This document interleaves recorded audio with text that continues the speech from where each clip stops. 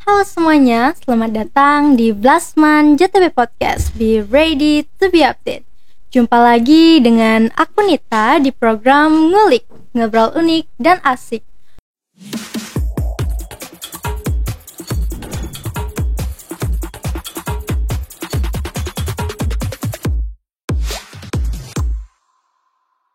Wah, gak kerasa ya tahun 2025 sudah memasuki bulan April, yang dimana pada bulan April ini kita memperingati salah satu hari yang identik sekali dengan perempuan, yaitu Hari Kartini. Nah, spesial Hari Kartini, Nita mau ngajak kalian buat bincang-bincang hangat tentang perempuan zaman now, yang dimana topik yang bakal Nita bawakan pastinya relevan dengan kehidupan perempuan zaman sekarang, yaitu karir vs kewajiban. Wah, terdengar menarik sekali bukan? Sebelum itu, Nita mau ingetin kalian jangan lupa untuk like, comment, share, dan subscribe agar kalian tidak ketinggalan video-video menarik lainnya. Nah, di sini Nita sudah bersama narasumber yang sangat spesial, yaitu Ibu Dayurate yang merupakan guru bahasa Inggris di sekolah tercinta kita SMA 1 Blabatu. Halo Ibu. Halo, selamat sore Nita. Sore Ibu. Apa kabar Ibu? Hari ini baik sekali ya, luar biasa karena ketemu Nita nih. Aduh, jadi salting deh. Okay. Kita sesuai yang Nita bilang tadi, kita mau ngajak Ibu berbincang-bincang hangat tentang Kartini modern atau perempuan modern lah. Okay. Kita kan sama-sama perempuan nih Bu, pastinya menghadapi permasalahan yang mungkin akan sama ya. Sebagai perempuan di zaman sekarang bukan lagi pendidikan yang menjadi masalah, tapi rasa bimbang antara karir dan kewajiban.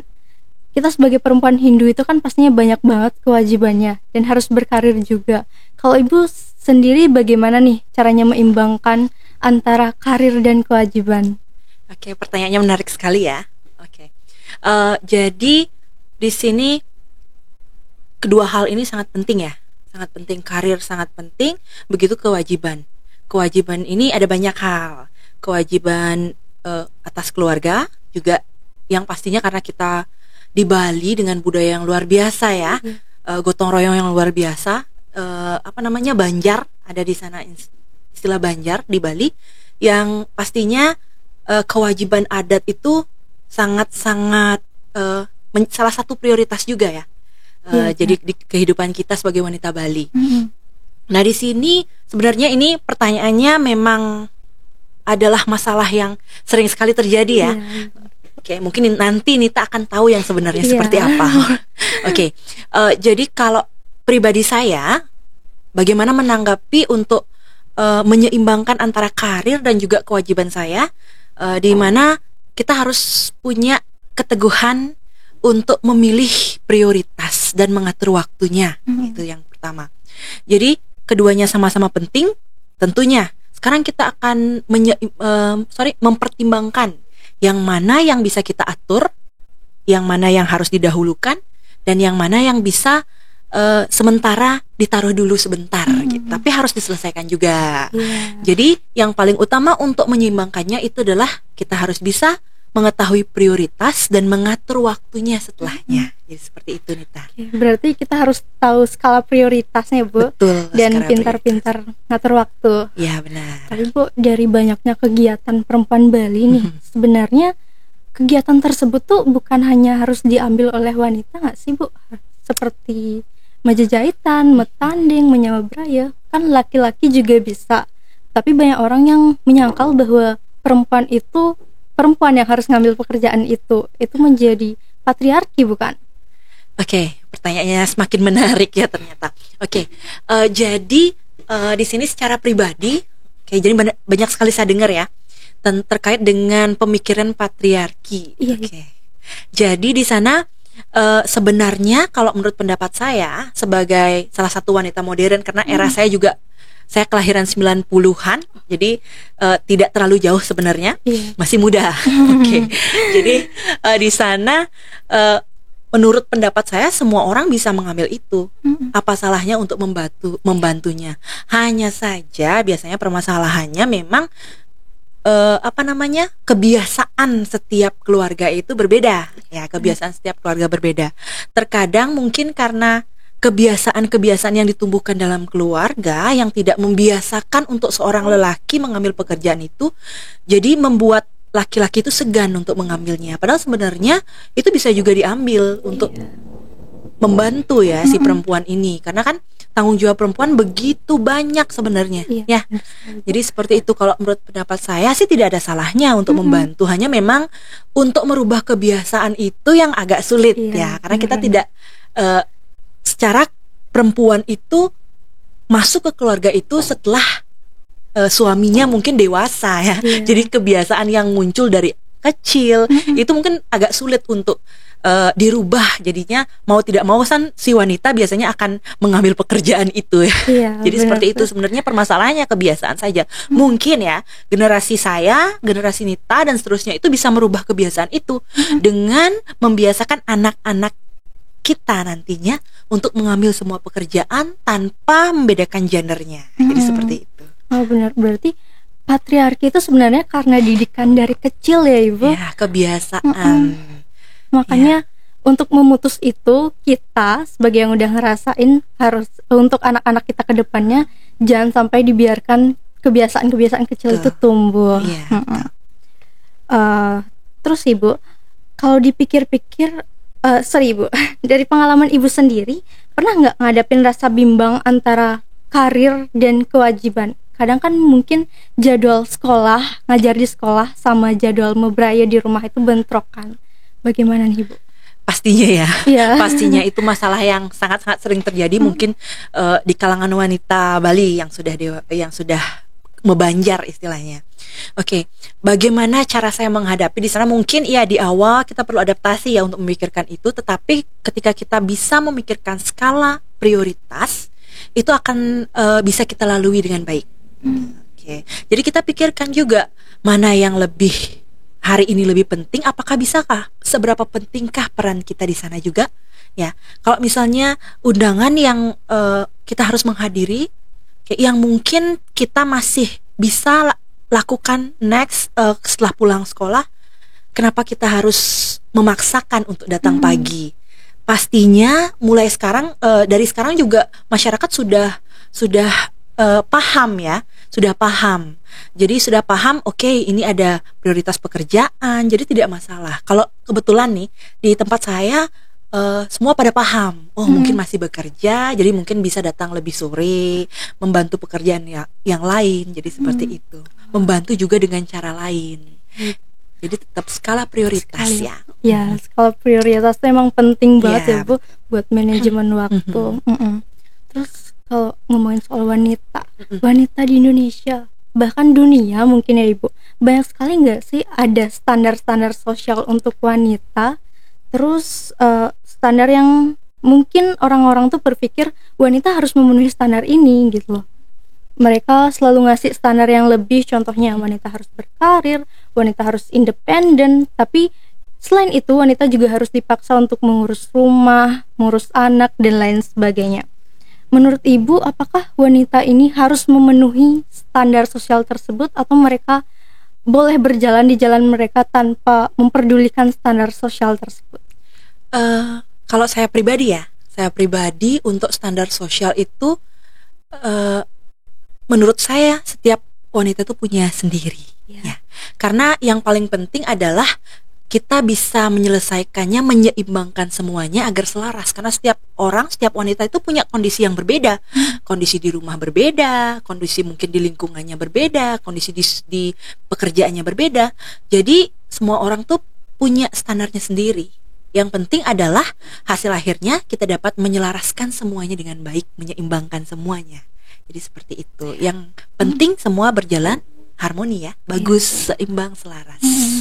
Benar sih Bu, tapi kadang kalau wanita nggak ngikutin standar sosial itu pasti akan dipandang mungkin berbeda gitu nggak sih Bu? Bagaimana menurut Ibu? Oke.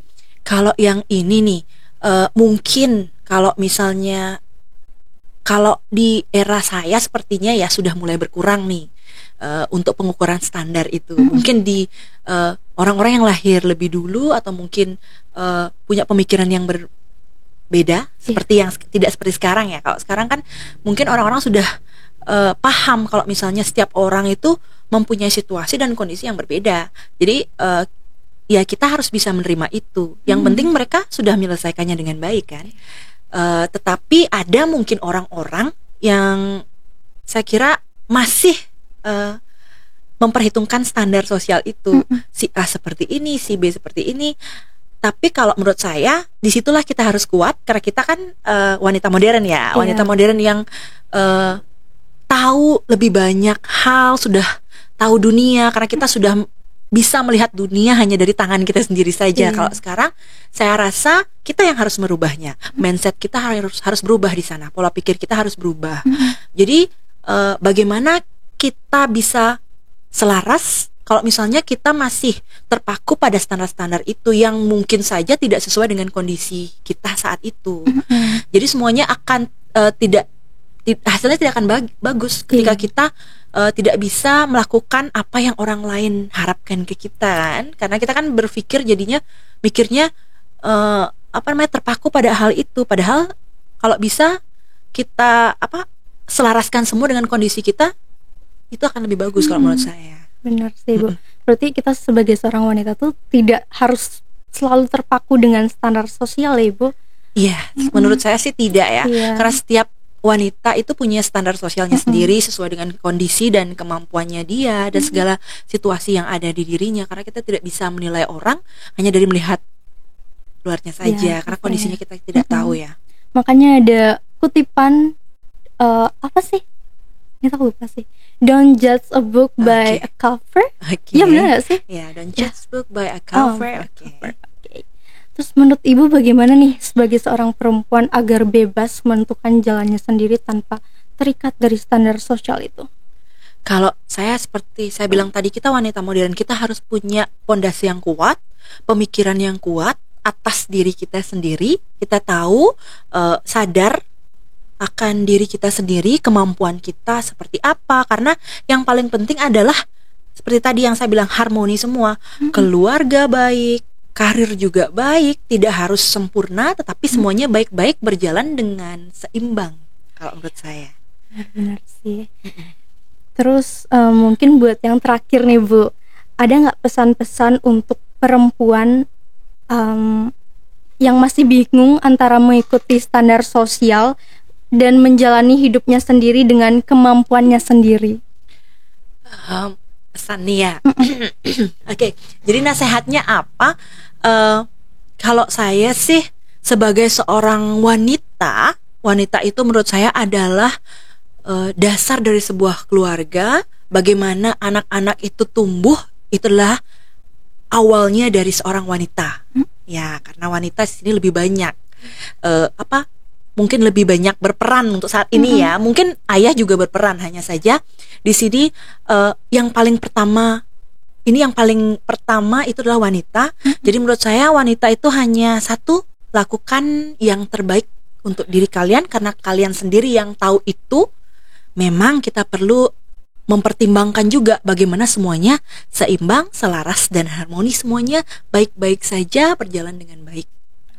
Jadi seperti itu. Jadi wanita tuh pemegang peranan ya dalam keluarga. Ya. Karena seorang wanita juga akan menjadi ibu dan dia akan menjadi guru pertama untuk anak-anaknya. Iya, betul Nita. Dan Nita pernah dengar nih kutipan di TikTok bahwa yang menyelamatkan wanita itu adalah karir dan pendidikan. Kalau dia udah punya karir, ketika dia menikah dia akan bisa menjadi guru pertama untuk anak-anaknya. Gitu nggak sih Ibu? Sebenarnya memang penting pendidikan dan karir, tetapi dasar tadi pendidikan penting, karir itu beda. Setiap orang punya pencapaiannya sendiri ya. Setiap orang punya pencapaiannya sendiri. Ibu rumah tangga pun adalah pencapaian terbaik juga dari seseorang yang memang mempunyai situasi seperti itu. Jadi kita sebagai wanita jadinya penting keduanya. Karena satu lagi etika di sana ya. Jadi seorang wanita itu harus punya selalu etika yang baik mungkin untuk mengajarkan. Jadi yang pertama mengajarkan tentang itu adalah perempuan itu sendiri. Seperti itu. Keren banget ya. Banyak banget yang Nita pelajari dari apa yang Ibu bilang tadi. Terima kasih banget. Mungkin Nita belum terjun langsung di dunia yang sebenarnya dan mungkin belum ngalamin hal itu, tapi mungkin ini bakal bisa menjadi bekal dan tunjangan untuk Nita ke depannya. Pastinya juga hal tersebut bermanfaat sekali buat penonton di rumah. Nita mau ngucapin terima kasih banyak untuk Ibu Dayu yang sudah berkenan untuk hadir di podcast hari ini. Semoga apa yang kita perbincangkan kali ini bermanfaat untuk kita dan teman-teman di rumah. Nah, jadi teman-teman, segitu aja ngobrol-ngobrol hangat pada hari ini bersama Nita dan Bu Dayu. Jangan lupa untuk like, comment, share, dan subscribe. Sampai jumpa di video selanjutnya. Tetap di Blasman JTV Podcast. Be ready to be up.